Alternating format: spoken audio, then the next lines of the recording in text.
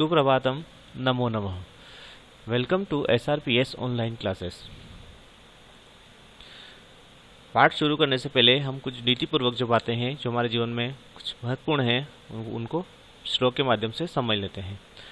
श्रोतं श्रुतेनेव न तु कुण्डलेन दानेन पाणिन न तु कंकणेन विभाति कायः करुणापराणाम् परोपकारे न तु चंदनेन। इस श्लोक को एक बार फिर पढ़ेंगे।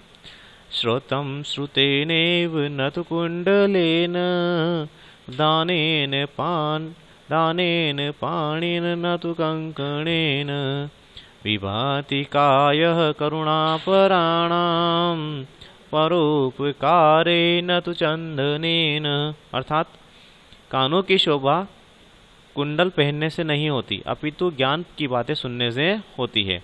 हाथों की सुंदरता कंगन पहनने से नहीं होती, बल्कि दान देने से होती है। इसी प्रकार सज्जनों के शरीर भी चंदन से नहीं बल्कि परहित में कार्य किए गए कार्यों से शोभायमान होते हैं।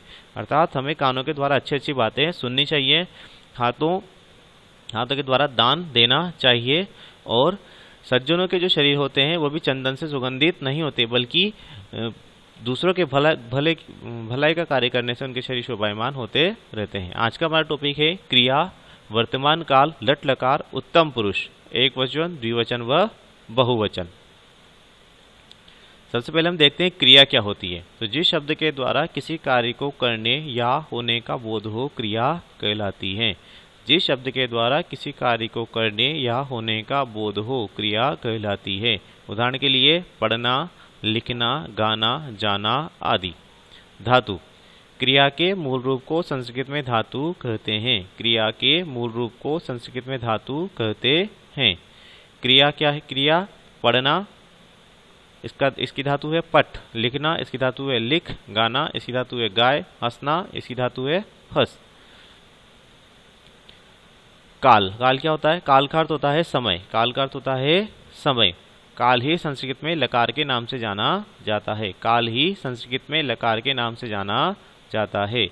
वर्तमान काल किसे कहेंगे?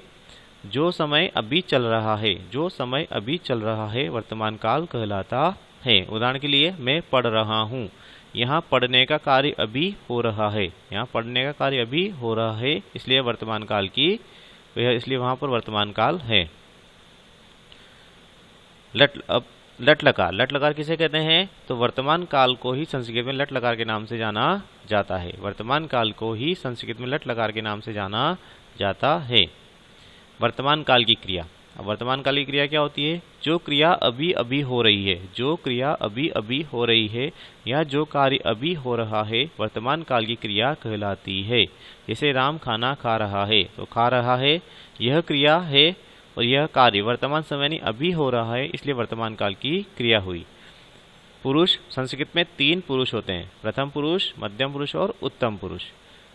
प्रथम पुरुष को संस्कृत में कहते हैं थर्ड पर्सन, मध्यम पुरुष को कहते हैं सेकंड पर्सन, और उत्तम पुरुष को इंग्लिश में कहते हैं फर्स्ट पर्सन। सबसे पहले प्रथम पुरुष। जिन शब्दों से बात को सुनने वाले और बात को बोलने वाले व्यक्ति का बोध न होकर किसी अन्य व्यक्ति का बोध हो, प्रथम पुरुष कहलाते हैं। पहली परिभाषा हुई है। दूसरी परिभाषा यह है कि जिस व्यक्ति के बारे में बात की जाती है वह प्रथम पुरुष कहलाता है। जिस व्यक्ति के बारे में बात की जाती है वह प्रथम पुरुष कहलाता है। या फिर इसकी जो तीसरी परिभाषा है वो ये है कि जब 2 व्यक्ति किसी तीसरे व्यक्ति के बारे में बात करते हैं तो वह तीसरा व्यक्ति प्रथम पुरुष कहलाता है। यानी जब 2 व्यक्ति आपस में बात कर रहे हो, जब किसी तीसरे व्यक्ति, किसी थर्ड पर्सन की बात करते हो, तो वह थर्ड पर्सन जो है वह संस्कृत में प्रथम पुरुष के नाम से जाना जाएगा। प्रथम पुरुष के सर्वनाम है वह को पुल्लिंग में, अब प्रथम पुरुष के सर्वनाम होते हैं वो तीनों लिंगों में अलग अलग होते हैं। तीनों लिंगों में अलग अलग, पुल्लिंग में अलग, स्त्रीलिंग में अलग और नपुंसकलिंग में अलग। पुल्लिंग में प्रथम पुरुष के सर्वनाम होंगे वह होंगे सह तौ ते, सह तौ ते। जबकि यही सर्वनाम स्त्रीलिंग में होंगे सा ते ताह, सा ते ताह। नपुंसकलिंग में ये सर्वनाम होंगे तत् ते तानी, तत् ते तानी। अब आते हैं मध्यम पुरुष। जिन शब्दों से बात को सुनने वाले व्यक्ति का बोध हो मध्यम पुरुष कहलाते हैं। यानी दो व्यक्ति होते हैं, एक तो बोलने वाला व्यक्ति और एक बात को सुनने वाला व्यक्ति। जो व्यक्ति बात को सुनने वाला होता है वह व्यक्ति कहलाएगा मध्यम पुरुष, और मध्यम पुरुष इंग्लिश में जाना जाएगा सेकंड पर्सन के नाम से। मध्यम पुरुष के सर्वनाम तीनों लिंगों में एक समान होते हैं। यानी मध्यम पुरुष के सर्वनाम होते हैं वह पुल्लिंग, स्त्रीलिंग और नपुंसकलिंग तीनों लिंगों में एक जैसे होते हैं। त्वम, युवाम, यूयम मध्यम पुरुष के सर्वनाम है त्वम, युवाम और यूयम। अब आता है उत्तम पुरुष। जिन शब्दों से बात को बोलने वाले व्यक्ति का बोध हो उत्तम पुरुष के नाम से वो जाना जाता है। जो व्यक्ति बात को बोलता है वह व्यक्ति उत्तम पुरुष के नाम से जाना जाता है। उत्तम पुरुष के सर्वनाम भी तीनों लिंगों में एक समान रूप से चलते हैं। यानी उत्तम पुरुष के सर्वनाम है अहम, आवाम, वयम। अहम, आवाम, वयम। अब सर्वनाम क्या होते हैं? तो जो शब्द संज्ञा के स्थान पर प्रयोग होते हैं सर्वनाम कहलाते हैं। जो शब्द संज्ञा के स्थान पर प्रयोग होते हैं सर्वनाम कहलाते हैं। राम विद्यालय जा रहा है। राम विद्यालय जा रहा है। अब राम के स्थान पर हम सर्वनाम का प्रयोग करके वाक्य बनाएंगे तो वह विद्यालय जा रहा है। वह विद्यालय जा रहा है। राम एक संज्ञा शब्द है, उसके स्थान पर हमने वह का प्रयोग किया तो वह एक सर्वनाम है। यानी संज्ञा के स्थान पर जब सर्वनाम का प्रयोग किया जाता है, संज्ञा के स्थान पर जिन शब्दों का प्रयोग किया जाता है वे सर्वनाम कहलाते हैं। यहाँ राम संज्ञा शब्द है और उसके स्थान पर वह का प्रयोग हुआ अर्थात वह एक सर्वनाम है। प्रथम पुरुष के सर्वनाम सह, तौ, ते, त्वम। मध्यम पुरुष के सर्वनाम है त्वम, युवाम, यूयम। और उत्तम पुरुष के सर्वनाम है अहम, आवाम, वयम। स्त्रीलिंग में भी वही। स्त्रीलिंग में प्रथम पुरुष के सर्वनाम बदलेंगे, बाकी मध्यम पुरुष उत्तम पुरुष के एक जैसे रहेंगे। सा, ते, ताह। सा, ते, ताह। मध्यम पुरुष के त्वम, युवाम, यूयम। त्वम, युवाम, यूयम। और उत्तम पुरुष के अहम, आवाम, वयम। इसी तरह नपुंसकलिंग के सर्वनाम होंगे तत्, ते, तानि। त्वम, युवाम, यूयम। और उत्तम पुरुष के सर्वनाम होंगे नपुंसकलिंग में अहम, आवाम और वयम। किसी भी संज्ञा यानी व्यक्ति, वस्तु, स्थान आदि का नाम का प्रयोग हमेशा प्रथम पुरुष में ही होता है। किसी भी संज्ञा का प्रयोग हमेशा प्रथम पुरुष में ही होता है। उसके साथ प्रथम पुरुष की क्रियाओं का ही प्रयोग किया जाता है। अब धातु में प्रत्यय जोड़कर उत्तम पुरुष की क्रियाएं हम किस प्रकार बनाएंगे? धातु में प्रत्यय जोड़कर उत्तम पुरुष की क्रिया हम किस प्रकार बनाएंगे? सबसे पहले बनाना सीखेंगे हम एक वचन की क्रिया। उत्तम पुरुष एक वचन की क्रिया बनाने के लिए धातु के अंत में आमी जोड़ा जाता है। उत्तम पुरुष एक वचन की क्रिया बनाने के लिए धातु के अंत में आमी जोड़ा जाता है। जैसे उदाहरण के लिए धातु प्लस आमी उत्तम पुरुष एक वचन की क्रिया। जैसे पट प्लस आमी बराबर पठामी, लिख प्लस आमी बराबर लिखामी, हंस प्लस आमी बराबर हंसामी। द्विवचन की क्रिया बनाने के लिए उत्तम पुरुष द्विवचन की क्रिया बनाने के लिए धातु के अंत में आवह जोड़ा जाता है। उत्तम पुरुष द्विवचनी क्रिया बनाने के लिए धातु के अंत में आवह जोड़ा जाता है। जैसे धातु प्लस आवह बराबर उत्तम पुरुष द्विवचन की क्रिया। पट प्लस आवह बराबर पठावह, लिख प्लस आवह बराबर लिखावह, हंस प्लस आवह बराबर हंसावह। यहाँ पर पठ, लिख और हंस ये तीनों धातुएं हैं और इनमें आवह प्रत्यय जोड़ा तो ये बना पठावह, हंस लिखावह और हंसावह। बहुवचन की क्रिया बनाने के लिए हम धातु के अंत में क्या जोड़ते हैं? तो उत्तम पुरुष बहुवचन की क्रिया बनाने के लिए हम धातु के अंत में आमह जोड़ा जाता है।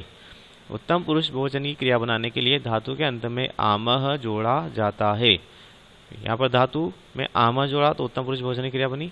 पठ, लिख और हंस यहाँ पर धातुएं हैं, इनमें आमह जोड़ेंगे तो पट प्लस आम बराबर पठामह, लिख प्लस आमह बराबर लिखामह, हंस प्लस आम बराबर हंसामह।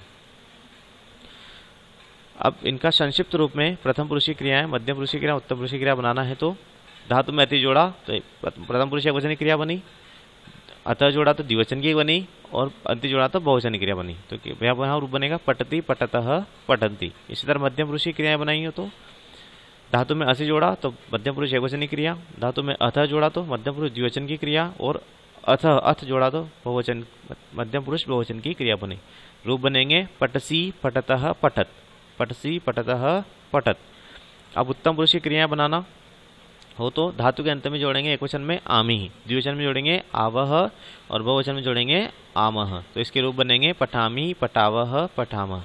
अब तीनों पुरुषों की जो क्रियाएं हैं यदि हम उनको एक साथ किस तरह पढ़ेंगे तो पठति पठतः पठन्ति, पठति पठतः पठन्ति, पठसि पठतः पठत, पठसि पठतः पठत, पठामी पठावह पठामह। इसी तरह धातु के अंत में हम अति, अत, अंति, असि, अत, अत और आमी, आवह, आम जोड़ करके कोई सी भी रूप की क्रिया बना सकते हैं। यदि हम हस धातु में जोड़ेंगे तो हसति, हसत, हसंति, हससि, हसत, हसत, हसामी, हसावह, हसामह।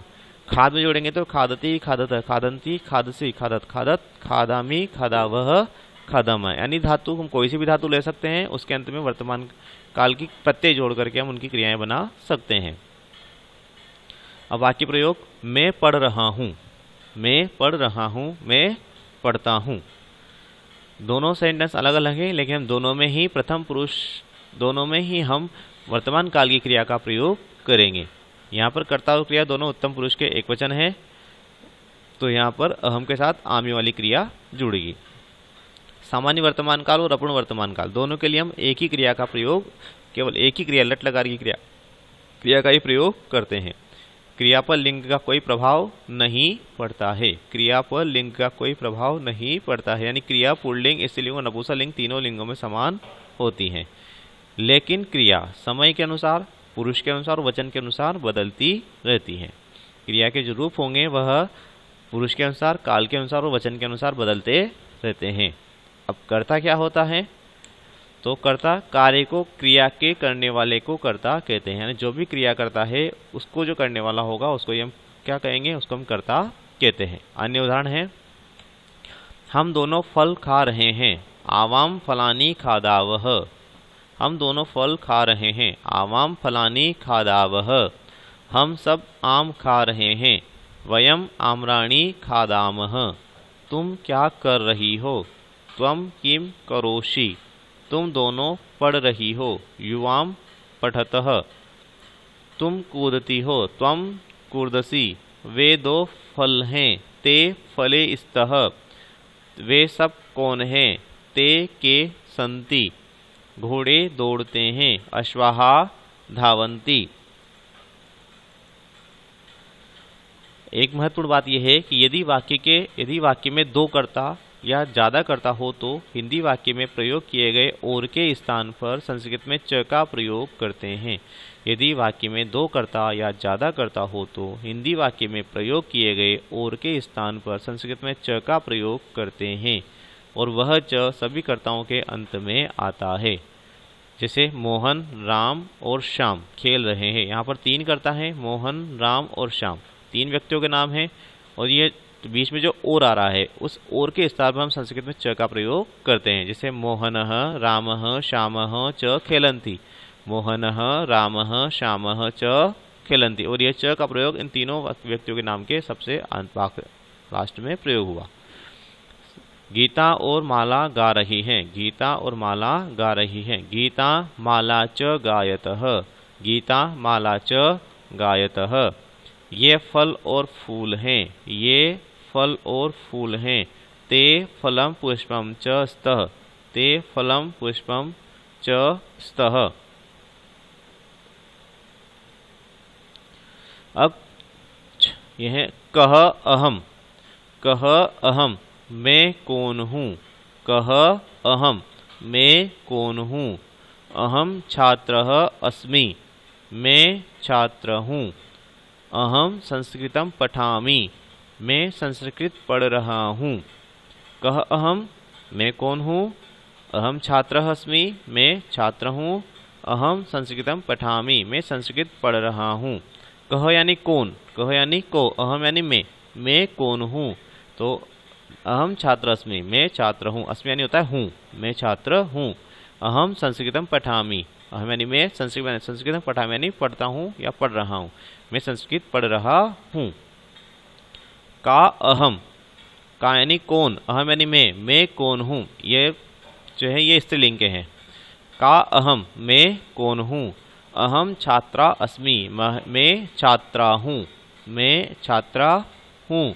अहम लेखम लिखामि, मैं लेख लिख रही हूँ, मैं लेख लिख रही हूँ। अब पुल्लिंग, कौ आवामः, कौ आवामः, कौ यानी कौन, कौन दोनों, आवाम यानी हम दोनों कौन हैं, हम दोनों कौन हैं। आवाम छात्रोस्वः, आवाम छात्रोस्वः, हम दोनों छात्र हैं, हम दोनों छात्र हैं। आवाम पाठौ पठामः, आवाम पाठौ पठावः, हम दोनों पाठ पढ़ रहे हैं। आवाम पाठौ पठावः, हम दोनों पाठ पढ़ रहे हैं। के आवामः, के यानी कौन दोनों, के यानी भी होता है स्त्रीलिंग में, के यानी का अर्थ होता है कौन दोनों, कौन दोनों। आवाम, हम दोनों कौन हैं, हम दोनों कौन हैं। तो आवाम छात्रोस्वः, आवाम छात्रोस्वः, हम दोनों छात्रा हैं, हम दोनों छात्रा हैं, हम दोनों छात्राएं हैं। आवाम लेखौ लिखावः, आवाम लेखौ लिखावः, हम दोनों लेख लिख रही हैं, हम दोनों लेख लिख रही हैं। अब के वयम, के यानी कौन, बहुवचन बनेगा के यानी कौन। के वयम, हम सब कौन हैं, हम सब कौन हैं। तो वयम मोहनः सीता गोपालः च स्म, हम सब मोहन सीता और गोपाल हैं। के वयम, हम सब कौन हैं। तो वयम मोहनः सीता गोपालः च स्मः, तो हम सब मोहन सीता और गोपाल हैं। वयम छात्रा स्मः, वयम छात्राः स्मः, हम सभी छात्र हैं, हम सब छात्र हैं। वयम पठामः, हम सब पढ़ते हैं। वयम लिखामः, हम सब लिखते हैं। वयम गायामः, हम सब गाते हैं। वयम हसामः, हम सब हंसते हैं। सर्वे वयम संस्कृतं पठामः, हम सब संस्कृत पढ़ते हैं। सर्वे वयम संस्कृतं पठामः, हम सब संस्कृत पढ़ते हैं। सर्वे वयम अध्यापकं नमामः, हम सभी अध्यापक को नमस्कार करते हैं। सर्वे वयम अध्यापकं नमामः, हम सभी अध्यापक को नमस्कार करते हैं।